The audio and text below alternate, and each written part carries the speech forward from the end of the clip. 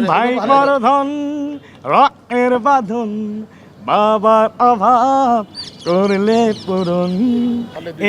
এই চরিত্রটা কিন্তু 2007-08 দিকে, ঠিক আছে?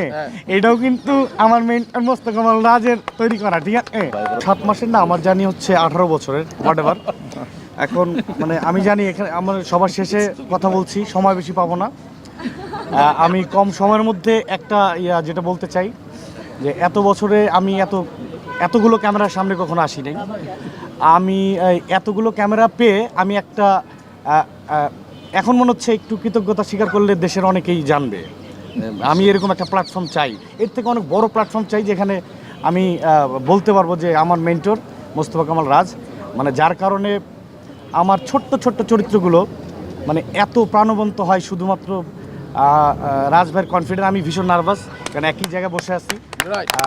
Thank you. যেভাবে দর্শকের ভালোবাসা পাই, এই দর্শকের ভালোবাসা পাওয়ার আগে মানে আমার প্রতি যে বিশ্বাসটা রাখে আমার মেন্টর, এইটা যেন অব্যাহত থাকে। Thank you. না, আপনি আপনার রিয়েল টোনে দর্শককে কিছু বলেন। এই চরিত্রটা কিন্তু 2007-08 দিকে, ঠিক আছে? এটাও কিন্তু আমার মেন্টর মোস্তফা কামাল রাজের তৈরি করা, ঠিক আছে? ভাই বড়দন গানটা একটু শোনান।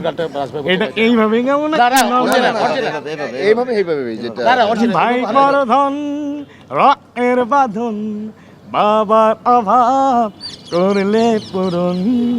তুমি বিলিয়ে তো ছায়া বাবার মতন, মুখে ফুটিয়ে তো হাসি অবিরত। Thank you. আমি আরেকটা জিনিস শেষ করব, এটা বলে শেষ করব।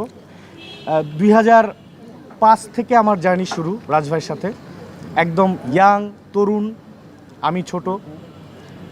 এখনও এই জেনারেশনের সাথে তাল মিলিয়ে যেভাবে কাজ করছে, আমি প্রাউড ফিল করি যে এমন একজন মানুষের কাছ থেকে আমি হাতে খড়ি নিয়েছি। Thank you. দোয়া করবেন।